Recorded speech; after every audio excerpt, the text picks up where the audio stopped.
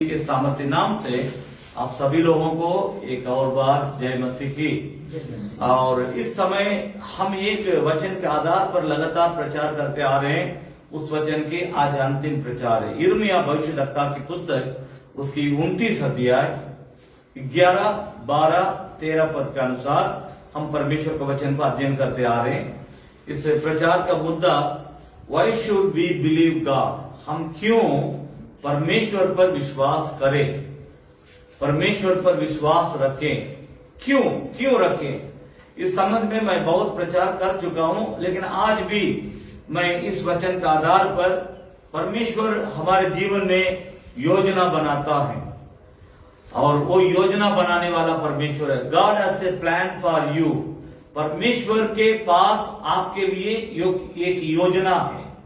God has a plan for you, परमेश्वर के पास आपके लिए एक योजना है। कभी कभी हम अपने जीवन के लिए योजना बनाते हैं। जब तक आप परमेश्वर को नहीं जानते हैं तब तक आप अपने जीवन के लिए योजना बनाते हैं, वो अलग बात है। जब हम परमेश्वर को जान गए, जब हम परमेश्वर को मानने लगते हैं, जब से हम परमेश्वर पर विश्वास रखते हैं, जब से हम परमेश्वर के पीछे चलना शुरू करते हैं, उसके बाद हम अपने जीवन के बारे में योजना बनाना गलत है। क्योंकि परमेश्वर हमारे लिए हमारा सृष्टि करता है, वो हमारे लिए जो योजना बनाएगा वही हमारे जीवन के लिए सही होगा। अगर हम अपने इच्छा के अनुसार कोई योजना बनाएंगे, आगे चलने के बाद कुछ समय के बाद, 1 महीना, 1 साल, 2 साल के बाद वो योजना गलत करके साबित होगा। जब इस प्रकार वो गलत करके साबित होता है, उस समय हमें परमेश्वर के पास लौट के आना पड़ता है, क्योंकि वही हमारा जीवन का योजना बनाने वाला परमेश्वर है। उसी के दिल में, परमेश्वर के दिल में ही हमारे प्रति एक योजना बना करके वो रखा, उसी के अनुसार वो कार्य करना चाहता है। तो मैं इसके बारे में बहुत प्रचार इसके पहले कर चुका हूं। मैं बीते बातों को यहाँ पर दोहराना नहीं चाहता हूं, लेकिन आज एक बात के ऊपर आपका ध्यान को आकर्षण करना चाहते हैं। इस बात को पहले समझ लीजिए, परमेश्वर हमारा सृष्टि करता है, हमारी सृष्टि परमेश्वर करता है, इसलिए हमारे जीवन की योजना वही बनाता है। हम अपने जीवन को बना नहीं सकते हैं, हम अपने जीवन को बिगाड़ लेंगे लेकिन बना नहीं सकते। मैं उदाहरण के लिए बोल रहा हूं, आदम को भी परमेश्वर ही बनाया, आदम में से पसली के हड्डी को निकाल के हवा को भी परमेश्वर ने ही बनाया, लेकिन बनाने वाला परमेश्वर उनको और बनाना चाह रहा था, लेकिन तब तक ये लोग पाप करके अपने आप को बिगाड़ लिए। मनुष्य अपने आप को बिगाड़ लेता है, परमेश्वर मनुष्यों को, बिगड़े हुए मनुष्यों को बनाता है। जैसे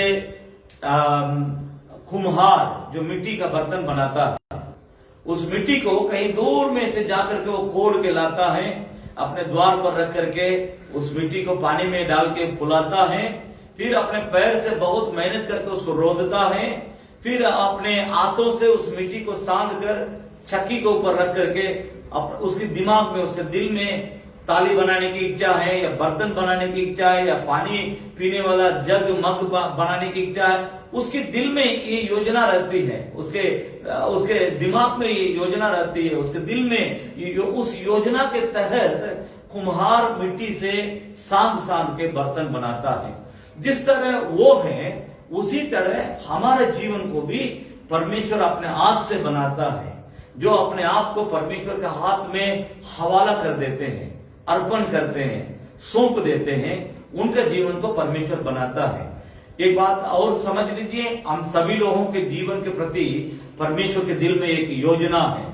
उस योजना के अनुसार परमेश्वर हमारे जीवन में काम करना चाहता है। अगर ये बात हम समझ जाएंगे, हम अपने दिमाग से कभी भी कोई योजना नहीं बनाएंगे, क्योंकि हम अपने दिमाग से कोई भी योजना बनाएंगे, कुछ दिन के बाद वो गलत साबित हो जाएगा। परमेश्वर सुबह के समय में हमसे बातचीत करना चाहता है, दिल खोल के वो भी बोलना चाहता है। दिल खोल करके हम आपसे कहेंगे, उस वचन को ग्रहण करने के लिए तैयार हो जाइए। यिर्मयाह भविष्यद्वक्ता की पुस्तक, उसकी 29 अध्याय, बाइबल धर्मशास्त्र में से यिर्मयाह भविष्यद्वक्ता की पुस्तक, उसका 29 अध्याय 11, 12, 13 पद को हम पहले सुनेंगे, उसके बाद हम परमेश्वर के वचन से आपको मैं बातों को बताना चाहता हूँ। पढ़ेंगे, अगर किसी को मिला है तो आप पढ़ सकते हैं। यिर्मयाह भविष्यद्वक्ता की पुस्तक 29 अध्याय 11, 12, 13 पद। ठीक है। यहोवा की यही वाणी है, क्योंकि यहोवा परमेश्वर की यही वाणी है कि जो कल्पनाएं मैं तुम्हारे विषय में करता हूँ। देखिए परमेश्वर किस तरह कहता है, जो कल्पनाएं मैं तुम्हारे विषय में करता हूँ उन्हें मैं जानता हूँ, उन्हें मैं जानता हूँ, वे हानि की नहीं, वो तुम्हारे विरोध में हानि के लिए नहीं वरन कुशल की ही है, वरन कुशल के लिए ही है। और अंत में तुम्हारी आशा पूरी करूंगा। अंत में तुम्हारी आशा मैं पूरी करूंगा। तब उस समय तू मुझको पुकारेंगे, उस समय तू मुझको पुकारेगा और आकर मुझसे प्रार्थना करोगे, और आकर मुझसे प्रार्थना करोगे, और मैं तुम्हारी सुनूंगा। मैं तुम्हारी सुनूंगा। तुम मुझे ढूंढोगे और पाओगे भी, क्योंकि तुम अपने संपूर्ण मन से मेरे पास आओगे। परमेश्वर को उम्मीद है, परमेश्वर को आशा है, परमेश्वर को हमारे ऊपर भरोसा है। परमेश्वर हम सबों पर विश्वास करता है। जैसे हम परमेश्वर पर विश्वास करते हैं, उसी तरह परमेश्वर जो हमारा सृष्टि करता है उसको हमारे ऊपर विश्वास है, हमारे ऊपर भरोसा है, हमारे ऊपर उसको आशा है कि एक दिन ना एक दिन मेरी बेटी मेरे पास आ जाएगी, एक दिन ना एक दिन मेरा बेटा मेरे पास आ जाएगा। जरूर अभी शैतान उसको बांध करके रखा है, लेकिन एक ऐसा दिन आएगा उसका जंजीर को मैं तोड़ूंगा, मेरे बच्चे मेरे पास आ जाएंगे। आज हम इस सुबह के समय में प्रभु के आराधना में, प्रभु के भवन में, प्रभु के वचन को यहाँ आकर हम सुनते हैं, तो इसका एक ही एक कारण है, आज हमारे ऊपर कोई बंधन नहीं है, आज हमारे ऊपर दूसरा कोई अधिकार नहीं है प्रभु के अधिकार को छोड़ के। आज हमारे ऊपर कोई भी ताकत नहीं है जो परमेश्वर से हमें अलग कर सके। इसी के बारे में पौलुस बतलाता है कि क्या तलवार, क्या वर्तमान, क्या भविष्य, क्या भूख, क्या ठंड, क्या क्लेश, क्या उपद्रव, क्या मुसीबत, क्या जेल खाना में भी मुझे क्यों ना रहना पड़े, तो पर भी परमेश्वर के प्रेम से कोई भी मुझे अलग नहीं कर सकता है। इस बात जब हमको समझ में आ जाती है, उसके बाद से हम अपने दिमाग से अपने लिए योजना बनाना छोड़ देते हैं। हम परमेश्वर के हाथ में अपने आप को सौंपते हैं और उससे कहते हैं कि प्रभु तू मुझे संभाल, प्रभु तू मुझे रक्षा कर, प्रभु तू मेरी अगुवाई कर। मेरी बात को समझने की कोशिश कीजिए। मैं 9 पद के 11 पद के एक बार और पढ़ रहा हूं। क्योंकि यहोवा परमेश्वर की ये वाणी है कि जो कल्पनाएं मैं तुम्हारे लिए, तुम्हारे विषय में करता हूं, उन्हें मैं जानता हूं कि हानि की नहीं वरन कुशल ही की है, और अंत में तुम्हारी आशा पूरी करूंगा। परमेश्वर हमारे लिए योजना बनाने वाला है, परमेश्वर हमारे लिए कल्पना करने वाला है, परमेश्वर हमारी आशा को पूरा करने वाला है। ये 3 बात यहाँ पर 11 पद में लिखा हुआ। मैं फिर कह रहा हूं, परमेश्वर हमारे लिए कल्पना करने वाला। मेरे बेटा को मैं ऐसा देखना चाहता हूं, मेरी बेटी को मैं ऐसा देखना चाहता हूं, इस जवान को मैं ऐसा देखना चाहता हूं। परमेश्वर हमारे लिए सोचते रहता है। भले हम कभी कभी याद करते होंगे, लेकिन परमेश्वर हमें निरंतर याद करता है, 24 घंटा याद करता है हमेशा। जैसे हम शुरुआत में गीत गाए हैं कि यीशु बुलाता तुम्हें बड़ी चाहत से, तुम्हें अपने बाहों में लेने के लिए यीशु बुलाता है। प्रभु परमेश्वर हमेशा हमारे बारे में कल्पना करते रहता, सोचते रहता, विचारते रहता है, क्या करना क्या नहीं करना, हमारे बारे में उसको रात दिन चिंता है। इसलिए परमेश्वर हमारे लिए कल्पना करते रहता है, हमारे लिए योजना बनाते रहता है। हमारी अंत में लिखा है कि हमारे लिए हमारी आशा को पूरी करने के विचार में है। इस बात कैसे पूरी होगी? परमेश्वर की योजना और परमेश्वर की कल्पना, परमेश्वर से हम जो आशा रखते हैं वो किस प्रकार पूरी होगी, एक सवाल है। उसी के बारे में हम 12 पद में पढ़ते हैं। परमेश्वर कहता है, तब उस समय तुम तुम मुझको पुकारोगे और आकर मुझसे प्रार्थना करोगे और मैं तुम्हारी सुनूंगा। देखिए, मेरी बात को समझने की कोशिश कीजिए। जब आपको ये बात समझ में आती है, मुझे अपने जीवन के बारे में कोई योजना नहीं बनाना है, मुझे अपने जीवन के बारे में कोई कल्पना नहीं करना है, मुझे अपने जीवन के बारे में कोई प्लान नहीं करना है, तब सवाल क्या है, तब क्या करना है? यही करना है। परमेश्वर हमारे लिए योजना बनाता है, परमेश्वर हमारे लिए कल्पना करता है, परमेश्वर के अंदर हमारे लिए अनगिनत योजनाएं हैं, अनगिनत वो कल्पनाएं करके रखा है। उसको पाने के लिए क्या करना पड़ेगा, उसी के लिए परमेश्वर यहां बतलाता है, तुम उस समय मेरे पास आओगे, तब उस समय तुम मेरे पास आओगे, मुझे पुकारोगे, आकर मुझसे प्रार्थना करोगे, तब मैं तुम्हारी सुनूंगा। उस समय, किस समय? जब हम पूरी तरह से योजना बनाते ऐसा करूंगा, ऐसा करूंगा, ऐसा बना दूंगा, इस तरह कर दूंगा करके हम 50, 100, 1000, लाख प्रकार की योजना बनाते अंत में जब हम पूरी तरह से हार जाएंगे, तब हमारे दिल में ये विचार आएगा, अब हमको परमेश्वर के पास आना होगा, अब हमको परमेश्वर से मदद लेना होगा, अब हमको परमेश्वर को पुकारना होगा। अब हमारी ताकत से, हमारे बुद्धि से, हमारे शक्ति से, हमारा अनुभव से, हमारी पढ़ाई से, हमारे ज्ञान से, हमारे किसी भी बात से हमारे अच्छा होने वाला नहीं है। तब ये क्या रास्ता है, हमको क्या करना पड़ेगा? तो प्रभु वही बात को कहता है, जब पूरी तरह से तुम हार जाओगे, तब मुझे स्मरण करना, मेरे पास लौट के आना, मुझे पुकारना, तब मुझसे प्रार्थना करना, तब मैं तुम्हारी प्रार्थना को सुनूंगा। तो मैं यहां पर एक खास बात का आपके सामने रखता हूं। इस संदेश का मुद्दा यही है, प्रार्थना करने के द्वारा ही परमेश्वर की योजना हमारे जीवन में पूरी होती है। इस बात को समझने की कोशिश कीजिए। हम जितने यहां पर जमे हुए हैं, चाहे आप दूर से दुनिया के किसी भी कोना से आप इस प्रचार को सुनते हैं, मैं आपसे कहना चाहता हूं, आप परमेश्वर को पुकारेंगे, आप परमेश्वर से प्रार्थना करेंगे, आप परमेश्वर के सामने आकर के मुंह के बल गिरेंगे और आप उससे कहेंगे कि प्रभु, अब हमारा ना तो मेरी शक्ति से, ना तो मेरे बल से, ना तो मेरी बुद्धि से कुछ होने वाला है, जो भी होगा मेरे जीवन में आप ही के द्वारा होगा।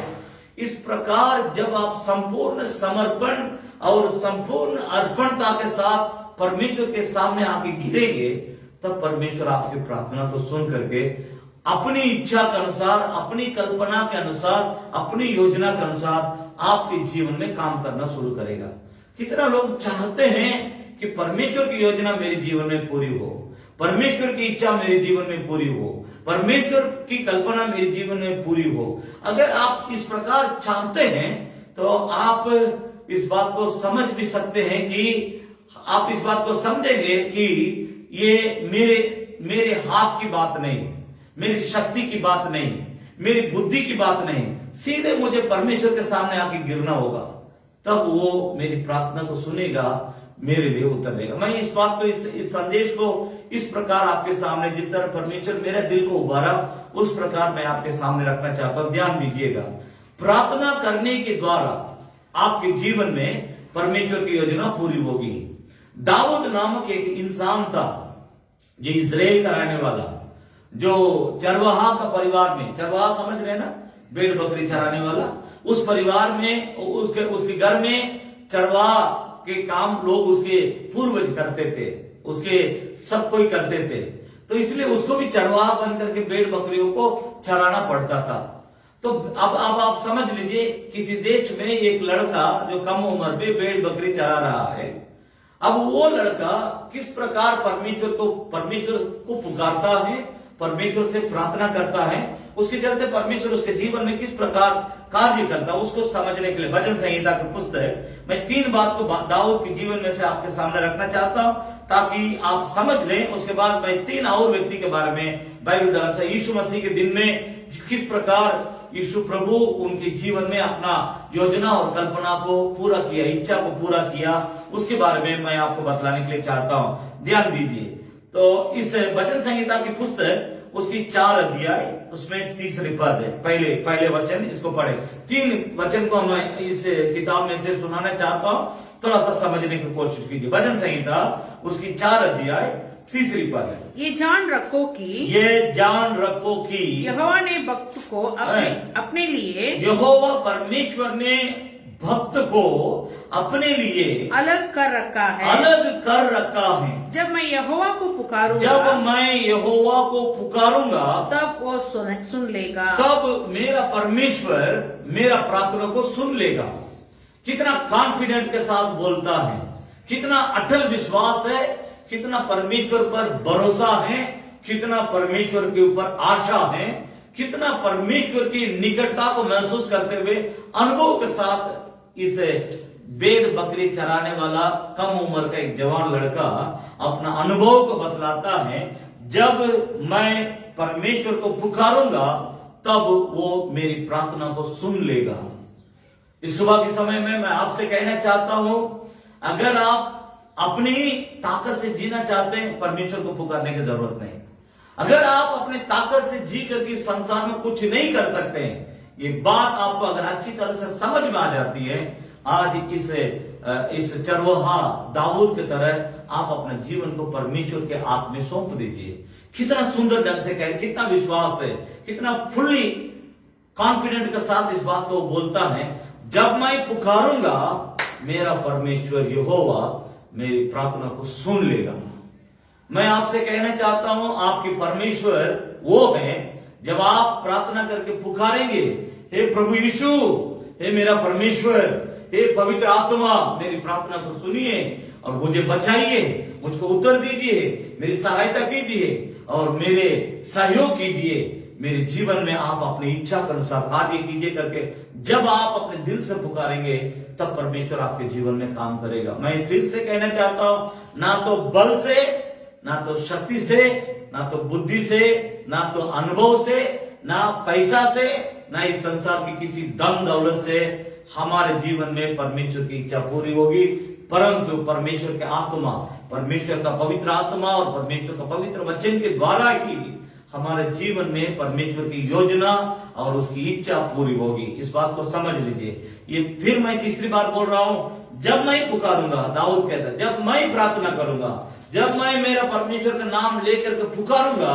वो सुन लेगा, मेरे प्रार्थना को सुन लेगा। इसी किताब में 18 अध्याय, ध्यान दीजिएगा, 18 अध्याय का हम वहां पर एक और पद को पढ़ेंगे, 6 पद को पढ़ेंगे। किस प्रकार उसका अनुभव है, दाऊद का अनुभव। अपने संकट में मैंने यहोवा परमेश्वर को पुकारा, मैंने अपने परमेश्वर की दुहाई दी और उसने अपने मंदिर में से मेरी बातें सुनी और मेरी दुहाई उसके पास पहुंचकर उसके कानों में पड़ी। परमेश्वर के नाम की स्तुति हो। इन बातों को विस्तार पूर्वक बताने के लिए मेरे पास समय नहीं है, लेकिन एक बात को तो बताना बहुत जरूरी है।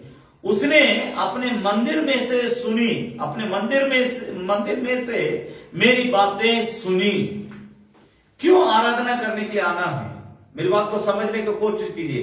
कई लोग इस प्रकार जिद करते हैं, हम कहीं से भी पुकारेंगे परमेश्वर सुन लेगा, कहीं से भी हम प्रार्थना करेंगे परमेश्वर मेरी बात को सुन लेगा। नहीं नहीं नहीं, ये तो आपकी विचार है, ये तो आपकी योजना है।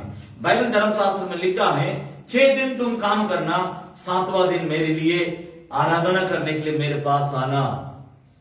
6 दिन तुम अपने काम करो, जितना पैसा कमाना कमाओ, मैं तुमको शक्ति दूंगा, बल दूंगा, बुद्धि दूंगा, सब कुछ करूंगा, लेकिन 7वां दिन मेरा विश्राम का दिन, मैं उस दिन विश्राम करता हूं, उस दिन तुम लोग मेरी आराधना करो, मैं तुम लोग को बहुत आशीष दूंगा। इस बात को समझ लीजिएगा। यहाँ पर जो भी है, आप इस बात को अपने दिल में बैठा लीजिए। पुकारना बड़ी बात है, उससे भी बड़ी बात परमेश्वर के आराधना के दिन में उसके भवन में आके उसकी आराधना करना, भजन करना, उसकी जय जयकार करना, उसकी प्रशंसा करना, उसको धन्यवाद देना, उसके किए हुए तमाम उपकारों को स्मरण करके परमेश्वर को प्रार्थना करके धन्यवाद देना, और हम अपना चेहरा को उसको दिखाने के लिए उसके भवन में आना परमेश्वर का बनाया हुआ नियम है, कानून है। इसको कोई हम काट नहीं सकते। मैं एक और बार होरन के लिए धन्यवाद करना चाहता हूं, बहन के लिए धन्यवाद करना चाहता हूं, क्योंकि इन लोगों ने 60 किलोमीटर दूरी में से यहाँ तक आए, 3 घंटा सफर करके आए हैं। मैं परमेश्वर को धन्यवाद है। आराधना का महत्व जब तक हमको समझ में नहीं आएगा, हम आराधना करने नहीं जाएंगे। जब तक हम आराधना करने नहीं जाएंगे, परमेश्वर को जानने के बावजूद भी, तब तक हमारे जीवन में परमेश्वर की योजना और कल्पना पूरी नहीं हो सकती है। इस बात को समझ लीजिए। यहाँ अब ये व्यक्ति पहले चरवाहा था, भेड़ बकरी चराता था, अब राजा हो गया, बहुत बड़ा देश का राजा बन गया, भेड़ बकरी चराने वाला राजा बन गया। कितनी बड़ी बात है। इसका क्या कारण है? वो भेड़ बकरी चराते समय में वहां भी बाजा लेके बजाता था, गीत गाता था, परमेश्वर की महिमा करता था, परमेश्वर को पुकारता था और परमेश्वर से प्रार्थना करता था। ये नहीं समझता था कि मैं घर में हूं या जंगल में हूं या पहाड़े में हूं या मैं निर्जन प्रदेश में हूं, उससे कोई मतलब नहीं। आपके दिल परमेश्वर की प्यार से अगर भर गया, आप कहीं भी रहेंगे परमेश्वर का नाम लेते रहेंगे। जब आप परमेश्वर का नाम लेते रहेंगे, आप इस बात को समझ लीजिए, साथ ही साथ परमेश्वर आपके लिए जो योजना बनाया है, परमेश्वर की अंदर आपके प्रति जो इच्छा है, परमेश्वर आपके लिए जो कल्पना करके रखा है, इन सारी बातें एक के बाद एक करके पूरा होते जाएगा। इसको कोई काट नहीं सकता, इसको कोई रोक नहीं सकता। दाऊद के बारे में एक और बात मैं बतलाना चाहता हूं। 37 अध्याय भजन संहिता, उसकी 37 अध्याय, यहां देखिए किस प्रकार वो 34 अध्याय 34 अध्याय, उसमें 17 पद है।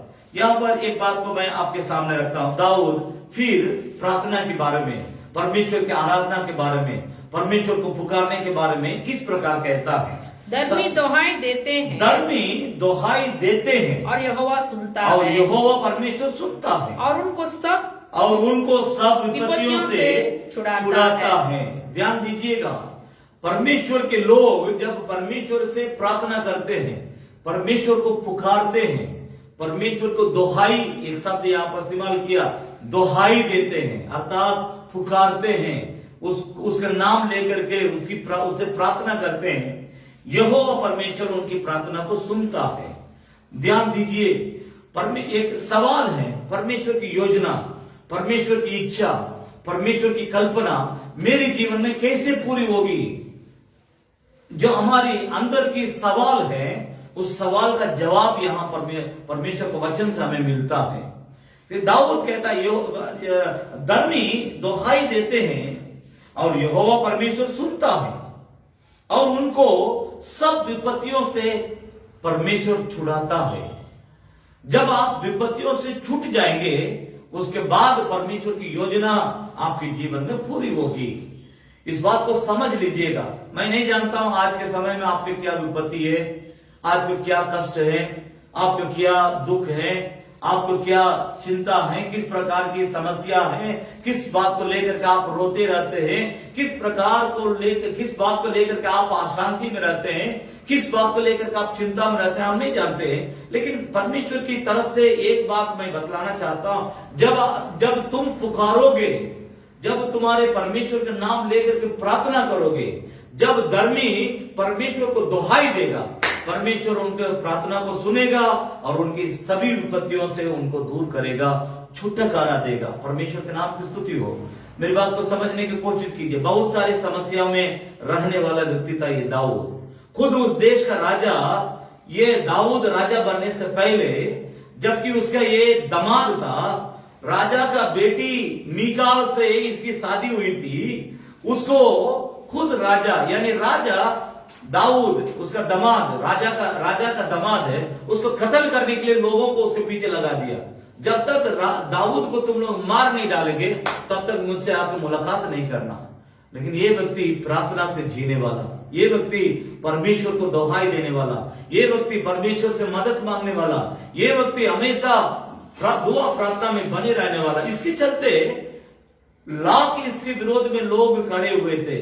और कहता है एक जगह में, बाइबल धर्मशास्त्र में, भजन संहिता में, चाहे मेरे विरोध में एक सेना भी क्यों ना खड़ा हो जाए, तो पर भी मैं उस सेना को हरा दूंगा। वजह, मेरा परमेश्वर मेरा दाहिने ओर है।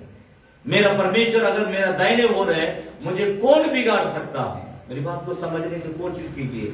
आपकी समस्या कितनी बड़ी है उसको भूल जाइए, आपका परमेश्वर कितना बड़ा है उसके बारे में सोचिए। उस परमेश्वर से आप अपना दिल की बात को कह करके प्रार्थना कीजिए, रो करके परमेश्वर से मदद मांगिए। परमेश्वर आपकी प्रार्थना को सुनेगा, आपको छुटकारा देगा। बाइबल धर्मशास्त्र बतलाती है, धर्मी जब पुकारेगा, धर्मी जब प्रार्थना करेगा, धर्मी जब दोहाई देगा, परमेश्वर उसकी प्रार्थना को सुनकर उसकी सब प्रकार की विपत्तियों से छुटकारा देगा। ध्यान दीजिएगा, मैं एक उदाहरण के लिए दाऊद के जीवन का आपके सामने रखा था। पहले ये व्यक्ति भेड़ बकरी चराने वाला था। जब परमेश्वर की इच्छा, कल्पना, उसकी योजना दाऊद के जीवन में पूरी हुई थी, तब वो देश का राजा बन गया था। हालेलुया। ये आपके जीवन में भी हो सकता है, आपके जीवन में हो सकता है। आप कहीं से भी परमेश्वर का वचन को सुनते हैं, मैं आपसे डायरेक्ट बोल रहा हूं, परमेश्वर के वचन को आपके जीवन में भी परमेश्वर की इस योजना, कल्पना, इस रीति से हो सकता है। मैं प्रभु यीशु मसीह के समय में 3 व्यक्तियों को आपके सामने जल्दी जल्दी लाता हूं। नया नियम के पुस्तक में मत्ती रचित सुसमाचार की पुस्तक, उसमें 22 अध्याय, मत्ती रचित सुसमाचार की पुस्तक उसकी 22 अध्याय, उसमें जरा देखिएगा किस प्रकार बाइबल धर्मशास्त्र बतलाती है कि परमेश्वर किस प्रकार बताता है। मत्ती रचित सुसमाचार की पुस्तक उसकी 22 अध्याय, उसमें हम 15 अध्याय, मत्ती रचित सुसमाचार की पुस्तक उसका 15 अध्याय, उसमें 22 पद से लेकर थोड़ा सा ध्यान से सुनेंगे। यहां एक बहुत सुंदर एक घटना के बारे में प्रभु यीशु मसीह जिक्र करता है, बतलाता है, किस प्रकार दिखाता बताता है। मत्ती रचित सुसमाचार की पुस्तक उसका 15 अध्याय 22 से लेकर 28 पद तक एक बार पढ़ेंगे। और देखो उस देश में एक कानानी स्त्री निकली और चिल्लाकर कहने लगी, चिल्लाकर यीशु मसीह से कहने लगी, हे प्रभु दाऊद के संतान मुझ पर दया कर, मेरी बेटी को दुष्ट आत्मा बहुत सता रहा है। पर उसने उससे कुछ उत्तर नहीं दिया। और उसके चेलों ने आकर उसे विनती करके कहा, इसे विदा कर, क्योंकि वो हमारे पीछे हमारे पीछे से वो चिल्लाते आती हैं। उसने उत्तर दिया, यीशु प्रभु ने उत्तर दिया कि इजराइल के घराने की कोई हुई भेड़ों को छोड़ मैं किसी के पास नहीं भेजा गया हूँ। पर वो आई और उसे प्रणाम करके कहने लगी, यीशु मसीह के सामने प्रणाम करके उसे कहने लगी, हे प्रभु मेरी सहायता कर। उसने उत्तर दिया, प्रभु यीशु ने उत्तर दिया कि लड़कों की रोटी लेकर कुत्तों के आगे डालना अच्छा नहीं। उसने कहा सत्य है प्रभु, पर कुत्ते भी वो चूर खाते हैं, जो उसके स्वामी की स्वामी के मेज से गिरते हैं। इस पर यीशु ने उसको उत्तर देकर कहा कि ये स्त्री तेरा विश्वास बड़ा है, जैसा तू चाहता है तेरे लिए वैसे ही हो। और उसकी बेटी उसी घड़ी से चंगी हो गई है। ध्यान दीजिएगा, मेरी बात को समझने की कोशिश कीजिए। यहाँ पर प्रभु यीशु मसीह एक दिन सेवा करते जा रहा था, उसके पीछे बहुत सारे लोग थे, लेकिन यीशु मसीह के चेले भी यीशु मसीह के साथ थे। एक स्त्री आकर के यीशु मसीह से बहुत समय से वो पीछे से चिल्लाते अपने समस्या को बता रहे थे। अचानक प्रभु यीशु मसीह के चेले यीशु मसीह से बोलने लगे, यीशु मसीह ये देखिए, ये स्त्री को बहुत दूर से हमारे पीछे चिल्लाते आ रही थी, उसको थोड़ा बोल के उसको घर वापस भेज दीजिए। तो यीशु मसीह ने पूछा उससे कि बेटी तुम्हारा क्या समस्या है। तो वो कहने लगी, मैं ठीक हूँ, लेकिन जो मेरी बेटी है उसको दुष्ट आत्मा सताता है, उसको छुटकारा चाहिए, उसको आजादी चाहिए। तो प्रभु यीशु मसीह ने उस स्त्री से कहा था, सुनो, तुम तो अन्य जाति हैं, तुम तो गैर इजरायली हैं, तुम तो कानानी हैं, तुम तो इजराइल के 12 गोत्र के नहीं हैं, तुम तो मेरा पिता परमेश्वर को मानने वाली नहीं है, तो मैं तुम्हारे लिए नहीं कर सकता हूं। तो इस तरह कहने के बाद प्रभु यीशु मसीह एक उदाहरण देता है, सुनो सुनो, बच्चों के लिए जो रोटी बनी हुई है इसको हम उठा करके कुत्तों को नहीं दे सकते हैं। मेरी बात को समझने की कोशिश कीजिए। पुकारने, प्रार्थना करने, विनती करने, परमेश्वर की दोहाई देने से हमारे जीवन में परमेश्वर की इच्छा पूरी होगी, हमारे जीवन में परमेश्वर की योजना पूरी होगी, हमारे जीवन में परमेश्वर की कल्पनाएं पूरी होगी। ये स्त्री इतना बोलने के बाद मैं आपसे कह रहा हूं, शायद आप और हम रहते यीशु प्रभु से, हम लोग लड़ जाते। तो प्रभु जी आप हमको कुत्ता बोल रहे हैं, हम लोग लड़ जाते यीशु मसीह से। लेकिन ये बड़ी नम्र होकर के प्रभु यीशु मसीह को जवाब देती है, प्रभु जी आप अपने बच्चों के लिए जो खाना यानी रोटी बना के रखे हैं मेज पे, उन लोगों को खाने दीजिए।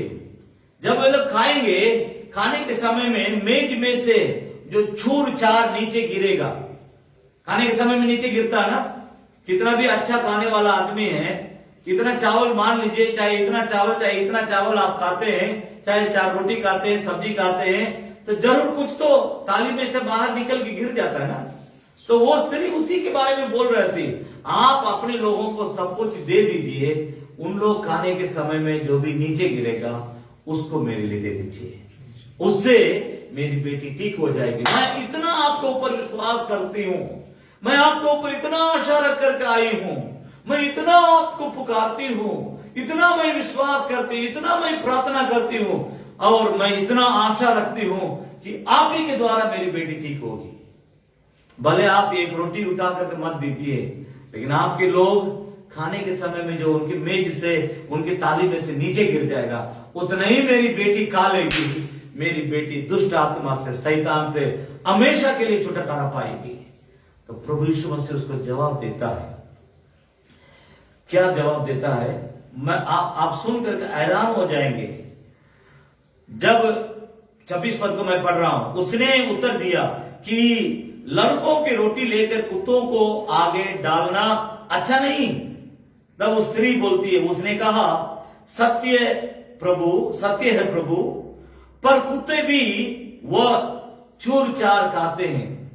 हमको कुत्ता ही मान लीजिए, मैं कुत्ता ही रहूंगी, लेकिन जो खाने वाले खाते हैं, खाने के समय में उनके हाथ से जो गिर जाता है नीचे, उसको जाके कुत्ते खाते हैं। प्रभु हमको उसी तरह समझ लीजिए।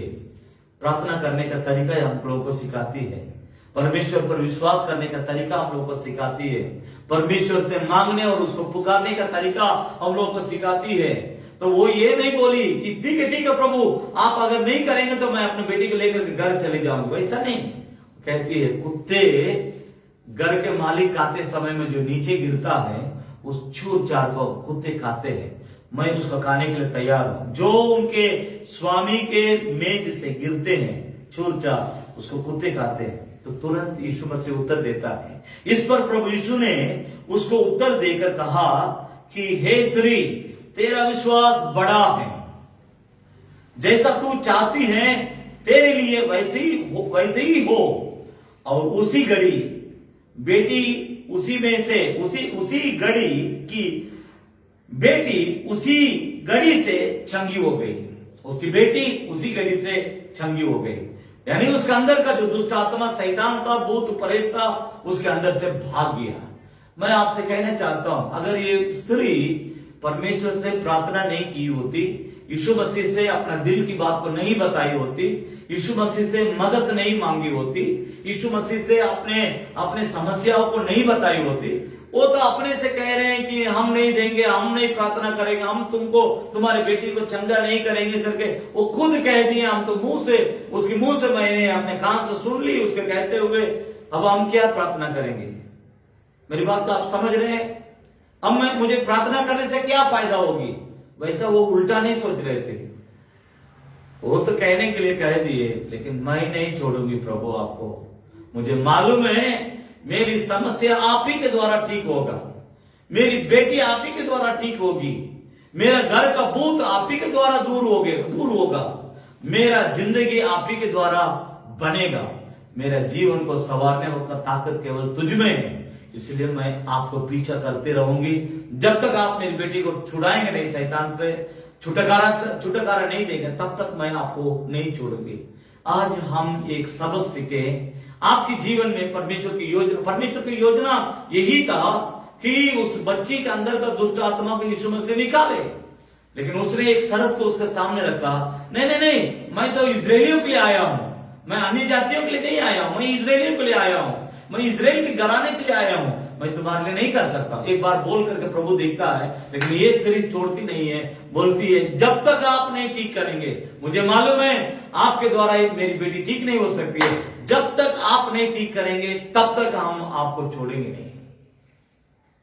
इस प्रकार हम प्रभु से प्रार्थना करने के द्वारा ही, उसको दोहाई देने के द्वारा ही, उससे विनती करने के द्वारा ही हमारे जीवन में परमेश्वर की इच्छा, परमेश्वर की योजना, परमेश्वर की कल्पना पूरी होगी। नंबर 2, मरकुस रचित सुसमाचार की पुस्तक, यहां पर एक अंधा भिखारी के बारे में लिखा हुआ 10 अध्याय।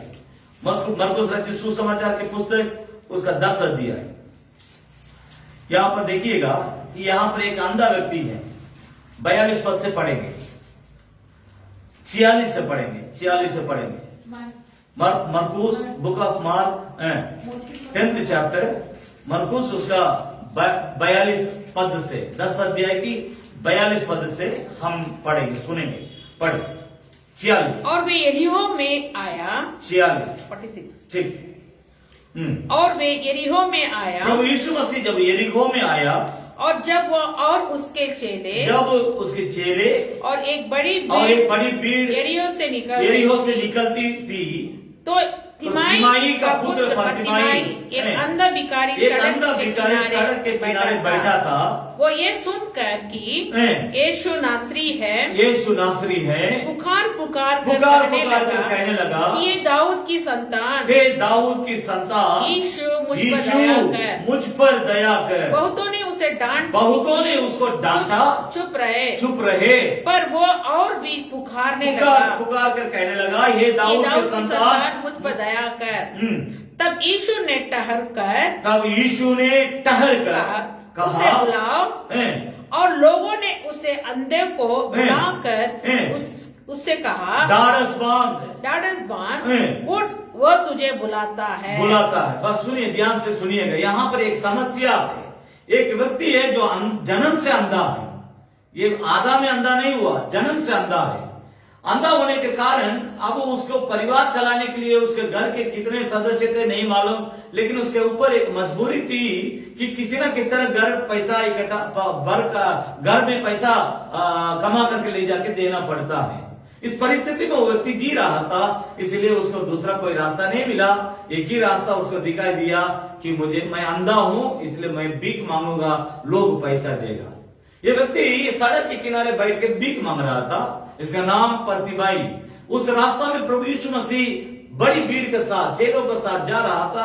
उस समय उसने किसी से पूछा कि कौन जा रहा है, इतना भीड़ कहां से आ गई? तब लोगों ने कहा, नासरी यीशु जो दाऊद का संतान है। जब इस बात को सुना था, सुनने के बाद उसको तुरंत मन में एक विचार आया कि मैं उस यीशु को पुकारूंगा, वो मेरे लिए कोई उपाय करेगा। मेरी बात को समझने की कोशिश कीजिए। वो जो पुकारा था, हे दाऊद की संतान नासरी यीशु मुझ पर दया कर, मेरी बात को समझने की कोशिश कीजिए। उसके लिए वही प्रार्थना था। वो पुकारता है, हे प्रभु यीशु दाऊद के संतान, हे नासरी यीशु मुझ पर दया कर। जब प्रभु यीशु का नाम लेकर के पुकारा था, उस समय कुछ लोग थे, वे लोग उस व्यक्ति को डांटने लगे, चुप चुप चुप। उसको लोग डांटा है, बाइबल में लिखा है, डांटा, चुप कराया। लेकिन बाइबल धर्मशास्त्र में यह भी लिखा है, जितना पहले पुकारा था उससे ज्यादा चिल्ला करके फिर से पुकारने लगा, हे दाऊद के संतान प्रभु यीशु नासरी यीशु मुझ पर दया कर। जब वो इस प्रकार के आवाज और जोर लगा करके बुलाया, प्रभु यीशु को पुकारा, यीशु को कान में उसकी आवाज सुनाई पड़ी, तो यीशु प्रभु रुक गया और पीछे मुड़ के देखा, वहां किनारे एक अंधा व्यक्ति सड़क के किनारे बैठ करके चिल्लाता, यीशु यीशु, हे प्रभु यीशु दाऊद के संतान। वो पुकारने लगा, पुकारते रहा, मुझ पर दया कीजिए, मुझ पर दया कीजिए। मैं आपसे फिर से कहना चाहता हूं, आप जितना परमेश्वर को पुकारेंगे उतने ही आपकी सारे समस्याओं का अंत होगी। मैं फिर कहना चाहता, आपकी बुद्धि से, आपकी शक्ति से, आपके अनुभव से, आपकी ज्ञान से, आपकी पैसा से, अन्य किसी ताकत से आपकी समस्या कभी नहीं दूर होगी। रास्ता एक है। प्रभु यीशु मसीह ने कहा कि मैं ही महान, मैं ही जीवन, मैं ही सत्य हूं, बिना मेरे द्वारा कोई परमेश्वर के पिता के पास जा नहीं सकता। हमारी सारी समस्याओं का हल निकालने का शक्ति, हमारा सारा समस्याओं को दूर करने का ताकत केवल प्रभु यीशु मसीह में है। उसको छोड़ के किसी से ये काम नहीं होगा। इस बात को अंधा होते हुए जानता था। इस पत्ती में अंधा भिखारी प्रभु का नाम लेकर के पुकारता, हे प्रभु यीशु, दाऊद की संतान, मुझ पर दया कर। जब वो पुकारा था, यीशु प्रभु रुक गया। उस अंधा व्यक्ति का आवाज, उसकी आंसू, उसकी चिंता, उसकी समस्या, उसकी परेशानी यीशु को रोक दिया। और यीशु प्रभु रुक करके कहता, उस अंधा को बोला, उसके लेके आओ। लोग कहने लगे, हे सुनो सुनो सुनो सुनो, यीशु तुम्हारा आवाज को सुन लिया और तुमको पुकारता, तुमको बुलाता। नीचे देखें 50 पद से पढ़ेंगे। वो अपना कपड़ा फेंक कर शीघ्र उठा और यीशु के पास आया। इस पर यीशु ने उससे इस कहा, पर प्रभु यीशु ने उसे अंधा से कहा, तू क्या चाहता है? तू क्या चाहता? देखिए, इस बात को समझ लीजिए। जब तक आप नहीं मांगेंगे, मांगो तब तुम्हें दिया जाएगा, ढूंढो तब तुम पाओगे, खटखटाओ तब तुम्हारे लिए खोला जाएगा। जब तक हम प्रार्थना नहीं करेंगे तब तक हमारा समस्या का समाधान नहीं होगा। ये एक अच्छा उदाहरण है। प्रभु यीशु उसकी प्रार्थना को सुनकर उत्तर देने के लिए उससे पूछता, तू क्या चाहता है कि मैं तेरे लिए करूं? अंधे ने उससे यीशु प्रभु से कहा, ये रब्बी, ये कि मैं देखने लगूं। यीशु ने उससे कहा, चला जा, तेरे विश्वास ने तुझे चंगा कर दिया है। और वो तुरंत देखने लगा और मार्ग में उसके पीछे हो लिया। और मार्ग में यीशु प्रभु के पीछे वो हो लिया। ध्यान दीजिए, आज भी ये प्रभु यीशु आपकी सभी समस्याओं को उत्तर देने के लिए वो आपके लिए पर्याप्त है। मैं फिर कहना चाहता हूं, आपकी समस्या कितना भी बड़ी क्यों ना हो, कितना भी बड़ा क्यों ना हो, लेकिन यीशु आपकी समस्याओं में से आपको छुड़ाने के लिए, छुटकारा देने के लिए, आपकी समस्याओं को हल करने के लिए, आपके जीवन को उज्जवल करने के लिए यीशु केवल आपके लिए पर्याप्त है। यीशु काफी है। उस यीशु से आप अगर पुकारेंगे, जरूर इस तरह अद्भुत काम आपके लिए वो करेगा। इस अंधा को ये नहीं मालूम था आज मेरी आंख खुल जाएगी, लेकिन ये मालूम था प्रभु यीशु का नाम लेकर के मैं पुकारूंगा, मेरे जीवन में जरूर एक चमत्कार काम होगा, मेरे जीवन में अद्भुत काम होगा, यीशु मेरे प्रार्थना को सुनेगा, मेरे लिए उत्तर देगा करके इतना इस अंधा को मालूम था। इसलिए बारंबार चिल्ला चिल्ला करके यीशु का नाम लेकर के पुकारा था। मैं आपसे कह रहा हूं फिर से, आपकी प्रार्थना के द्वारा ही आपके जीवन में परमेश्वर की योजना पूरी होगी। आपकी प्रार्थना के द्वारा ही आपके जीवन में परमेश्वर की कल्पनाएं पूरी होगी। मैं फिर से कह रहा हूं, आपके जीवन में आपकी प्रार्थना के द्वारा ही परमेश्वर की इच्छा पूरी होगी। इस बात को समझ लीजिएगा। नंबर 3, मैं 4 बात को बोलने के लिए सोचा था, लेकिन समय समाप्त होने पर है, 8 मिनट और बच गया। इसी में मैं कोशिश करूंगा दोनों बातों को बोलने के लिए। यूहन्ना रचित सुसमाचार की पुस्तक उसकी 5 अध्याय, यूहन्ना रचित सुसमाचार की पुस्तक उसका 5 अध्याय। इसमें एक बात को समझने की कोशिश करें। 5 पद से लेकर पढ़ेंगे, 5 पद से लेकर हम पढ़े। यूहन्ना रचित सुसमाचार की पुस्तक उसका 5 अध्याय 5 से लेकर 9 पद तक पढ़ेंगे। वहाँ एक मनुष्य था जो 38 वर्ष से बीमार में पड़ा था, बीमारी हालात में पड़ा था। यीशु ने उसे पड़ा हुआ देखकर, यीशु प्रभु ने उसे पड़ा हुआ देखकर, और यह जानकर कि वह बहुत दिनों से इस दशा में ये बहुत दिनों से इस दशा में पड़ा हुआ करके उससे पूछा, क्या तू चंगा होना चाहता है? क्या तू चंगा होना चाहता है? उस बीमार ने उसको उत्तर दिया, प्रभु यीशु को उत्तर दिया, हे प्रभु मेरे पास कोई मनुष्य नहीं कि जब पानी हिलाया जाए तो मुझे कुंड में उतारे, परंतु मेरे पहुंचते दूसरा मुझसे पहले उतर जाता है। यीशु ने उससे कहा, यीशु प्रभु ने उस 38 वर्ष के बीमार आदमी से कहा था, उठ अपनी काट उठाकर चल फिर।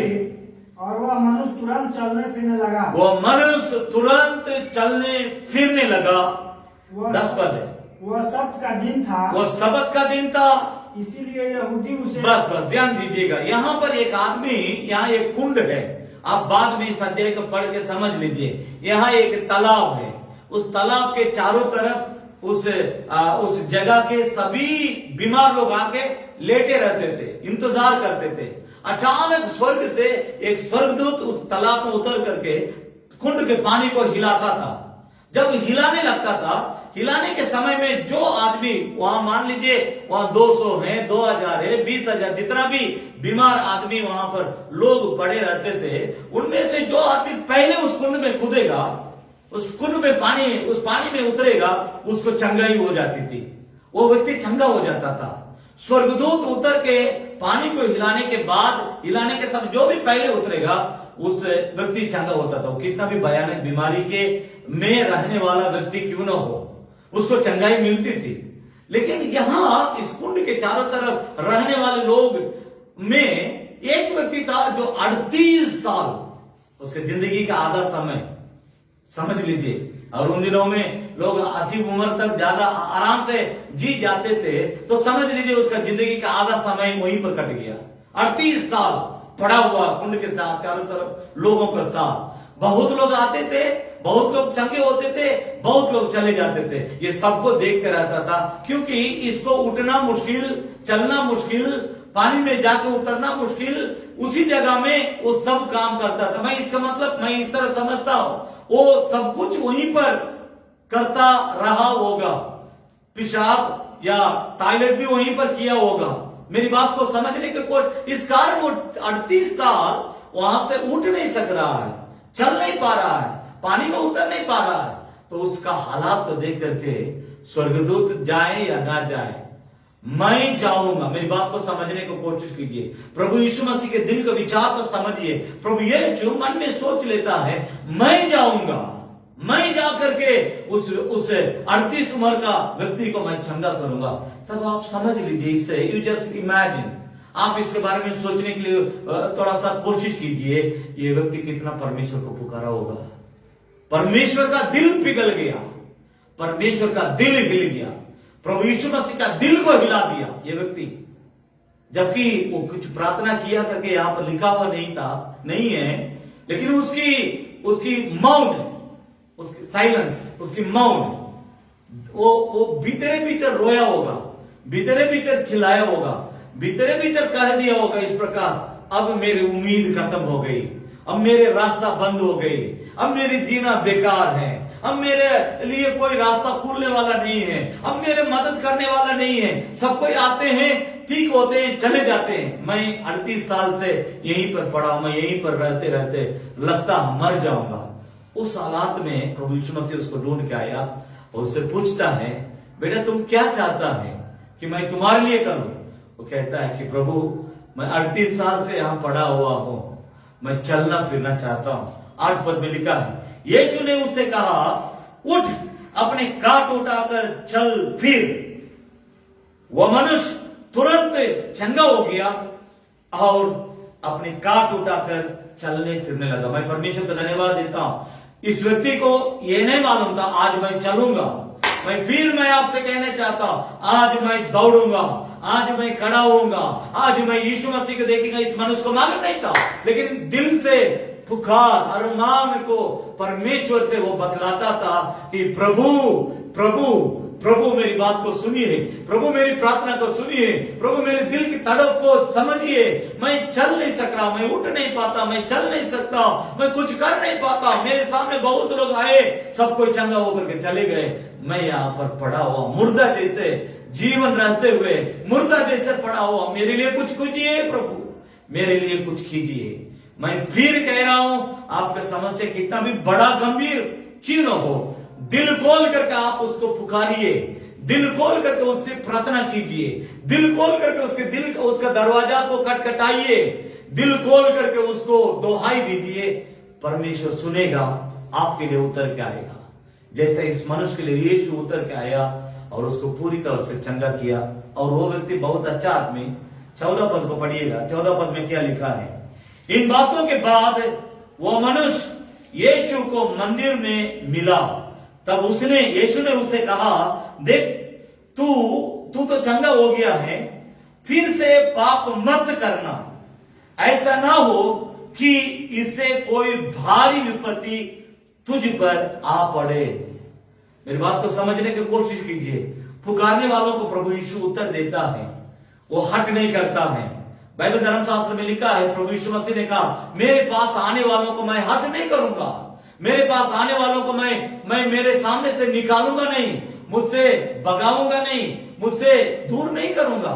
जो भी मेरे पास आएंगे मैं उनको शांति, आनंद, खुशी, तसल्ली और उनको चंगा करूंगा, उनके विपत्ति में मैं उनका साथ देकर उनको छुड़ाऊंगा। मेरी बात को समझने की कोशिश कीजिए। इसलिए प्रभु यीशु मसीह ने कहा, ये सब परिश्रम करने वाले और बोझ से दबे हुए लोगों, मेरे पास आओ, मैं तुम्हें विश्राम दूंगा, मैं तुम्हें शांति दूंगा, मैं तुम्हारा बंधन को तोड़ दूंगा, मैं तुम्हें अंधकार से ज्योति में लाऊंगा, मैं तुम्हें पाप से क्षमा करके आजादी के जीवन दूंगा, मैं तुम्हें अनंत जीवन का अधिकारी बनाऊंगा, मैं तुम्हें विश्राम दूंगा करके प्रभु यीशु मसीह ने कहा। ये व्यक्ति परमेश्वर को पुकारा, प्रभु यीशु इस एक व्यक्ति के लिए उस कुंड के पास आया, चंगा किया। वो व्यक्ति धन्यवादित है, वो उसका दिल धन्यवाद से भरा हुआ है।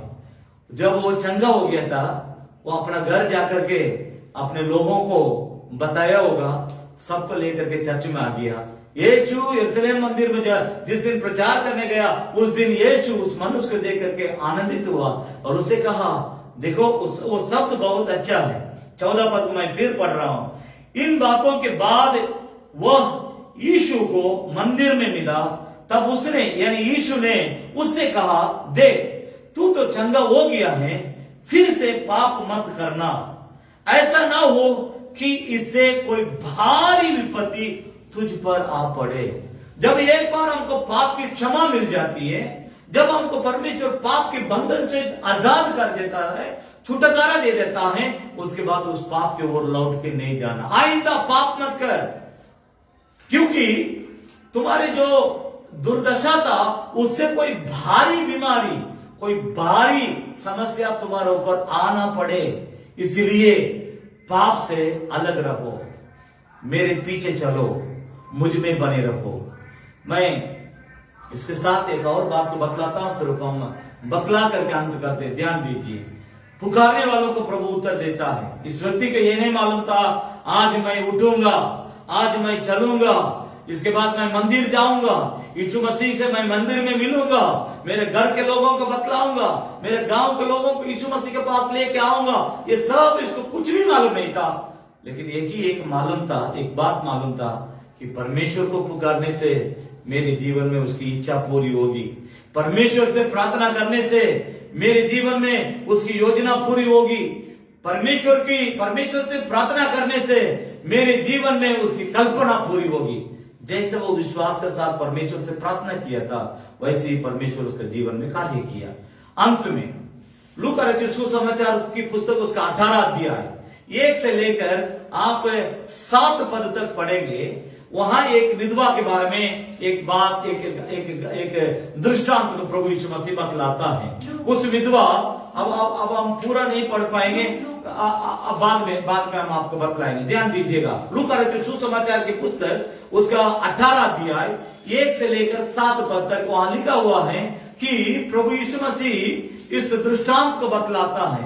एक गांव में एक विधवा थी, वो बहुत प्रार्थना करने वाली, लेकिन उस गांव में एक न्यायी था, वो बहुत बदमाश आदमी था, वो किसी के बात सुनने वाला नहीं था।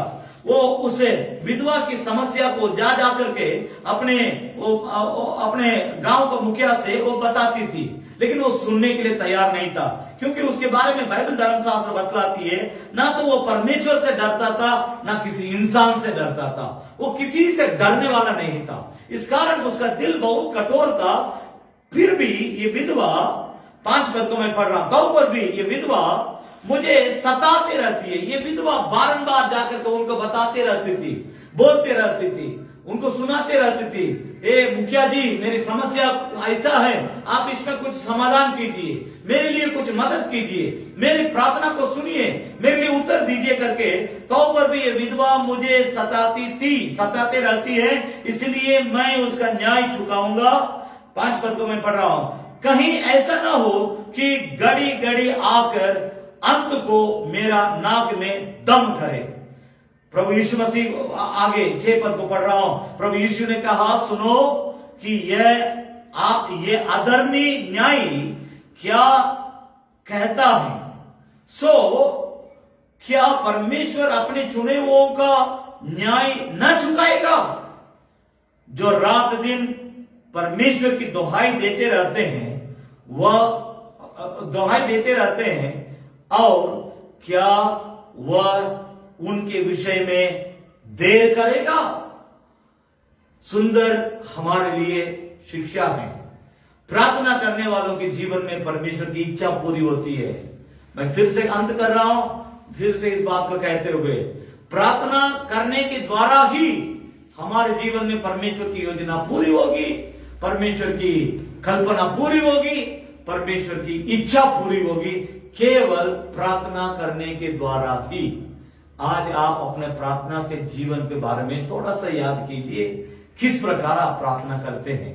प्रार्थना में हम अपनी इच्छा के अनुसार नहीं, परंतु परमेश्वर की इच्छा के लिए प्रभु से प्रार्थना करें और उससे कहे कि प्रभु तूने कहा मेरे लिए जो कल्पना आप बना के रखे हैं। यिर्मयाह 29 अध्याय का 11, 12, 13 पद को फिर मैं याद दिलाता हूं कि मैं, परमेश्वर कहता, मैं तुम्हारे लिए जो योजना और कल्पना बना के रखा हूं वो तुम्हारे लिए कुशल ही के लिए है। उससे तुम्हारा नुकसान नहीं होगी, उससे तुम्हारा कोई हानि नहीं होगी, उससे तुम्हारे लिए शांति होगी और अंत में तुम्हारी आशा पूरी होगी। परमेश्वर हमारे लिए जो योजना बना के रखा है, जो कल्पना बना के रखा है, जो हमारे लिए जो परमेश्वर इच्छा रखता है, वो पूरा होने के लिए हमें परमेश्वर से प्रार्थना करके अपने जीवन को परमेश्वर के हाथ में सौंपना होगा। ऐसा करने से एक भेड़ बकरी चराने वाला दाऊद उस देश का राजा बन गया था। परमेश्वर के नाम की स्तुति और प्रशंसा उन्हें पाए। ऐसा करने के चलते कानानी स्त्री की बेटी, जिसके अंदर दुष्ट आत्मा सवार था, उसके अंदर से उस दुष्ट आत्मा दूर हो गई। प्रभु यीशु मसीह उसको पूरी तरह से चंगा किया। पर्तिमई जो जन्म से अंधा था, उसने प्रभु से कहा, हे दाऊद के संतान नासरी यीशु, मेरे जीवन में उद्धार कीजिए, मेरे जीवन को उद्धार कीजिए, मुझे छुटकारा दीजिए, मुझ पर दया कीजिए। यीशु उस दिन उसका आंखों को खोला। उस दिन से वो प्रभु के दया से इस दुनिया में अंधा नहीं रह गया, देखने वाला बन गया। मैं आपसे कहना चाहता हूं, उस व्यक्ति को फिर याद दिलाता हूं जो 38 बरस तक पड़ा हुआ था कुंड के किनारे। उसके ये नहीं मालूम था मैं आज खड़ा होऊंगा, चलूंगा, दौड़ूंगा, मैं अपने मंदिर जाऊंगा, यीशु मसीह को मंदिर में मैं मिलूंगा, परमेश्वर पिता के मैं धन्यवाद और महिमा आराधना करूंगा करके उसको मालूम नहीं था। लेकिन परमेश्वर ने उसके जीवन में कार्य किया। वजह वो परमेश्वर से प्रार्थना करता था और उससे कहता था कि मेरे लिए मदद कीजिए। अगर वो प्रार्थना करने वाला नहीं होता, यीशु को, परमेश्वर को वो जानने वाला नहीं होता, चंगा होने के बाद वो मंदिर में नहीं जाता। 5 अध्याय का 14 पद में लिखा, चंगा होने के बाद वो मंदिर में गया। लूका 18 अध्याय में से मैंने कहा था, परमेश्वर, सो क्या परमेश्वर अपने चुने हुओं का न्याय न चुकाएगा जो रात दिन उसकी दुहाई देते रहते हैं, और क्या वह उनके विषय में देर करेगा? परमेश्वर कभी देर नहीं करेगा। मैं फिर आपसे कहना चाहता हूं, आपके जीवन में परमेश्वर की योजना, परमेश्वर की इच्छा, परमेश्वर की कल्पना अगर पूरा होना है, आपकी प्रार्थना के द्वारा ही यह काम हो सकता है। परमेश्वर के दिल में, दिमाग में आपके लिए बहुत कुछ है, लेकिन जब तक आप नहीं मांगेंगे, जब तक आप उस दरवाजा को खटखटाएंगे नहीं, जब तक आप उसको नहीं ढूंढेंगे, जब तक आप उससे प्रार्थना नहीं करेंगे, तब तक परमेश्वर आपके लिए इस काम को नहीं कर सकता है। इसलिए आइए हम परमेश्वर का आत्मा अपने जीवन को सौंपेंगे और उससे कहेंगे कि प्रभु मैं आपके हाथ में अपने जीवन को पूरी तरह से सौंपता हूं, तू मेरे जीवन में कार्य कर। हम अपने जगह में खड़े हो जाएंगे, हम मिलकर के प्रार्थना करें। स्वर्गीय पिता परमेश्वर, प्रभु यीशु मसीह के सामर्थ्य नाम से आपकी जीवित वचन के लिए धन्यवाद करते हैं स्वामी।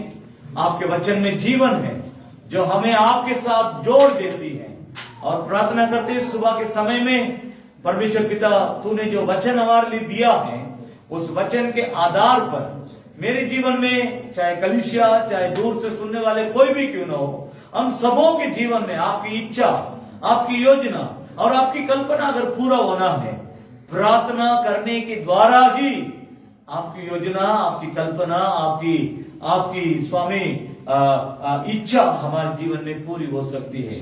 इस बात को हम समझ गए। आपकी सामर्थ्य हाथों में, आपकी वेदी में हम अपने जीवन को समर्पण करते हैं। परमेश्वर पिता हम प्रार्थना करते हैं आप में निरंतर बने रहने के लिए, आपको प्रार्थना के द्वारा इस बात को बताते रहने के लिए कि आपकी योजना और आपकी कल्पना, आपकी मनसा और आपकी इच्छा हमारे जीवन में पूरी होते रहने पाए करके प्रार्थना करते रहने का मन दे, ताकि आपकी इच्छा ही केवल हमारे जीवन में पूरी हो, आपकी कल्पना ही हमारे जीवन में पूरी हो। हमारा जीवन की योजना, हमारे व्यक्तिगत तौर से हम जो स्वी इच्छा से योजना बनाते हैं उसको होने ना दे प्रभु, क्योंकि हम जानते हैं उससे हमारे लिए दुख, खतरा, मुसीबत, समस्या ही बढ़ेगी, ना शांति होगी, ना आनंद खुशी होगी। प्रभु हम आपके हाथ में अपने जीवन को अर्पण करते हैं, तो हमें ग्रहण कर, हम सभी लोगों को ग्रहण कर, जो दूर दूर से वचन को सुनते हैं सबको ग्रहण कीजिए, सबको सहायता कीजिए, सबके जीवन में तेरी इच्छा को पूरी कर, तेरी कल्पनाएं पूरी होने पाए, तेरी योजनाएं पूरी होने पाए। आए वो सबों को तो आशीष दे, दूर से जो सुनते हैं वचन को सुन रहे हैं सबों को तो आशीष दे।